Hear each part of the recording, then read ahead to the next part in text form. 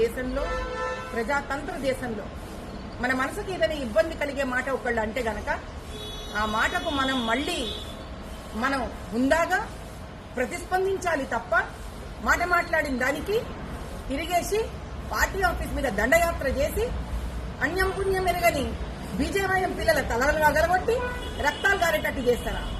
నేను ఒకటే మాట అడుగుతా ముఖ్యమంత్రి గారిని, రేవంత్ రెడ్డి గారు, మరి సమాంతం మీద కమెంట్ చేసిన మీ పార్టీ స్త్రీ మనుషులు ఎవరి తలలు వగలగొట్టిండ్రు?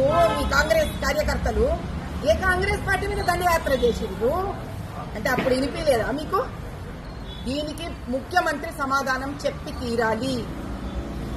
అన్న మాటకు మీకు మనసు బాధ కలిగితే ప్రెస్ మీట్ పెట్టండి, చెప్పుకోండి. ప్రెస్ మీట్లా ఇట్లా మాట్లాడతారు, అట్లా కమెంట్ చేస్తారు, ఇది పద్ధత సంస్కారమా అడగండి, క్వశ్చన్ చేయండి. తలలు కొడతారా? పోలీసులు నిలబడి దిక్కు చూస్తారా? డ్రామా చూస్తున్నారా పోలీసులు? మరి సమాంత మీద ఇదే కమెంట్ చేసిన మీ వాళ్ళ తలలు ఎందుకు వగలగొట్టలే? మరి ఈ ప్రశ్నలకు సమాధానం కావాలి.